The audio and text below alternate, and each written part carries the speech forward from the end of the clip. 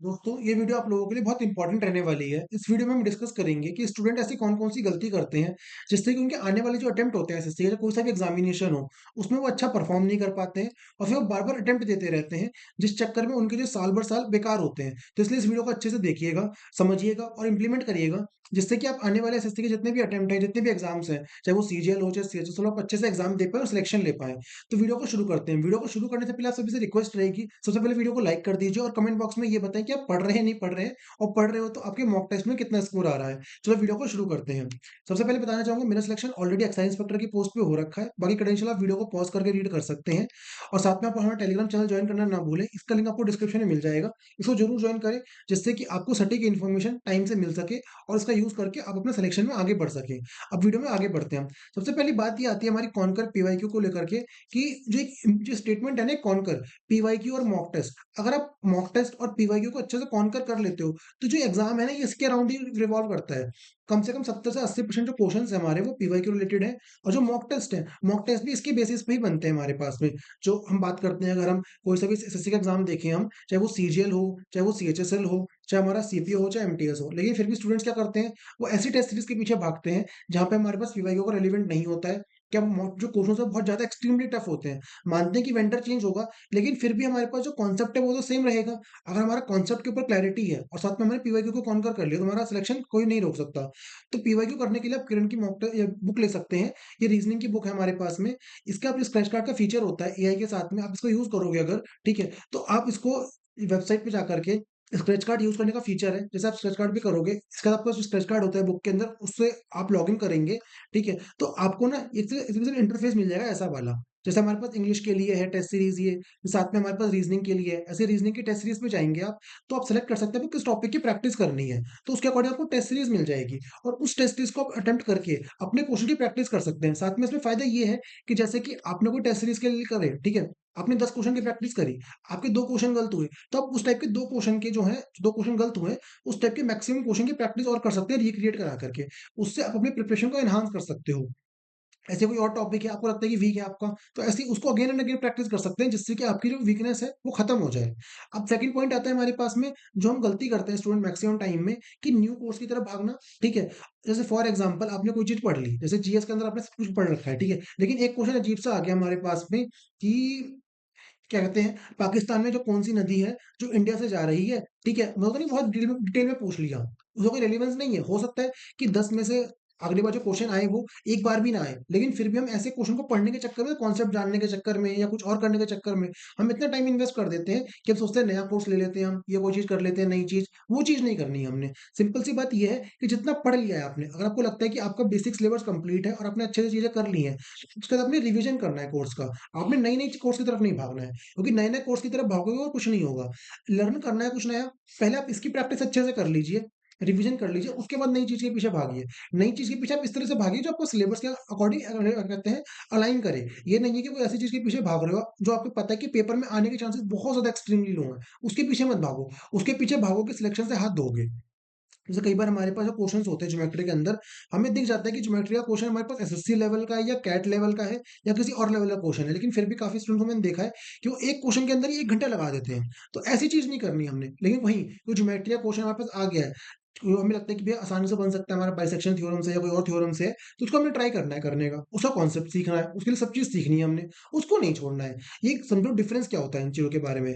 ऐसे second point आता है हमारे पास में कि काफ़ी स्टूडेंट्स को मैंने ये देखा है कि वो प्रैक्टिस कम करते हैं और साथ में रिवीजन भी कम करते हैं। बस वो सीखते रहते हैं नया-नया। इसके लिए एक चीज़ हम बोल सकते हैं, जैसे हम खाना खाते हैं ना, खाना तो बहुत सारा कंज़्यूम कर रहे हैं, लेकिन डाइजेस्ट ही नहीं कर पा रहे हो आप।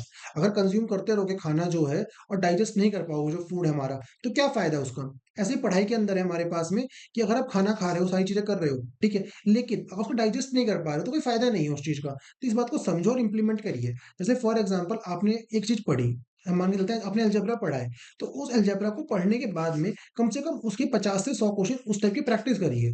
फॉर एग्ज़ाम्पल आपने अलजेब्रा के अंदर कॉन्सेप्ट पढ़ा, x square plus 1 upon x square का जो हमारे पास आता है रूल जो होता है ये, ठीक है? तो इस बेसिस के ऊपर कम से कम 50 से 60 क्वेश्चन तो प्रैक्टिस करोगे तभी बात बनेगी। अगर आप ये सोच रहे हो, भई मैंने कॉन्सेप्ट पढ़ लिया, बात बन गई, अब मैं सिलेक्शन ले लूँगा, तो नहीं होगा। ऐसे ही जीएस के अंदर है, जीएस के अंदर आपने अगर क्या कहते हैं इंडस वैली सिविलाइजेशन पढ़ा है, तो उसके ऊपर क्वेश्चंस की प्रैक्टिस करिए, साथ में उसका रिवीजन करिए और जो आपने पीछे पढ़ रखा है चीज़ों को, उनको भी रिवीजन करते रहिए, क्योंकि एसएससी के एग्जाम के अंदर ना रिवीजन सबसे इंपॉर्टेंट चीज़ है। अगर आप रिवीजन नहीं करोगे, तो आप गेम से आउट हो। इस बात को समझ लो अच्छे से।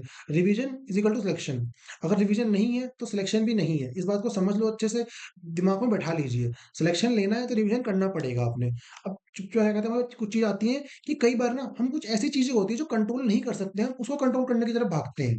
जैसे फॉर एग्जाम्पल, अगर राइट नाउ देखा जाए, हमें पता नहीं है कि एग्जाम का कैलेंडर कब आएगा, एग्जाम का नोटिफिकेशन कब आएगा, एग्जाम किस मंथ में होगा, या कोर्ट केस है, या कितनी वैकेंसी आएगी, कितनी नहीं आएगी। लेकिन स्टिल हम उसके पीछे ही भाग रहे हैं जो कंट्रोल नहीं कर सकते हम चीज़। ना एग्जाम मंथ हमारे कंट्रोल में है, ना एग्जाम का नोटिफिकेशन हमारे कंट्रोल में है, ठीक है? ना हमारे पास में एजेंसी कंट्रोल में कि एजेंसी कौन-सी एग्जाम लेगी, ठीक है? और ना हमारे पास कंट्रोल में वैकेंसी है। अब जो वैकेंसी दिख रही है हमें, इतनी सारी हैं, ठीक है? अगर वैकेंसी कम हो गई तो आप क्या कर लोगे? या वैकेंसी हमारे पास जो भी दिख रही है कि 15,000 प्लस बैठ चुकी हैं, तो यही 25,000 हो गई, तब क्या कर लोगे आप? उल्टा अगर आप टाइम वेस्ट कर रहे हो, इस टाइम पे इन चीज़ों को सोच रहे हो, तो आप अपने सिलेक्शन के चांसेस बहुत कम कर रहे हो, इस बात को समझो। इसलिए हमें उस चीज़ पे ध्यान देना है जो हम कंट्रोल कर सकते हैं। कंट्रोल क्या कर सकते हैं हम? डेली कम से कम 7 से 8 घंटा पढ़ना। 7 से 8 घंटा पढ़ना तो आपके हाथ में है ना। अगर आप फुल टाइम एस्पिरेंट हैं, तो 7 से 8 घंटा पढ़ सकते हो बड़े आराम से। अगर आप वर्किंग हो, तो ट्राई करो कि 5 से 6 घंटा निकालिए, खींचिए अपने को। चाहे वर्किंग प्राइवेट में हो, चाहे गवर्नमेंट में हो, उसको समझिए।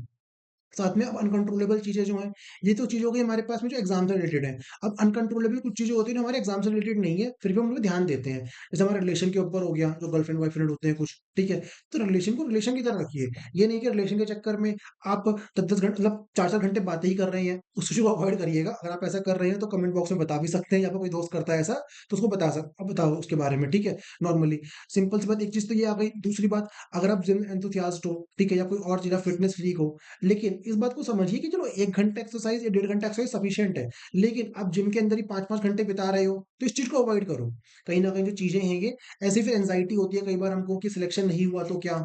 या सिलेक्शन हो गया तो क्या? इस चीज़ से बचो। कई लोगों को मैंने डे ड्रीमिंग करते हुए देखा है, और कई लोगों को मैंने देखा है कि ओवर एंग्ज़ायटी लेते हुए, दोनों चीज़ से बचना है। डे ड्रीमिंग भी नहीं करनी है कि भैया मेरे पास तो इंस्पेक्टर बन जाऊँगा, मैं 3 स्टार लेकर के गली में घूमूँगा अपनी, लोग मेरे को एनकरेज करेंगे, तो इस चीज़ से बचना है। और दूसरी चीज़ ये है कि भैया मैं तो ओवर थिंकिंग इतनी कर लूँ कि मेरा पीसी खराब हो गया, सिस्टम जो होता है कंप्यूटर का हमारा, चीज़ जो है, कंप्यूटर खराब हो गया पेपर देते हुए तो क्या होगा? पेपर लीक हो गया तो क्या होगा?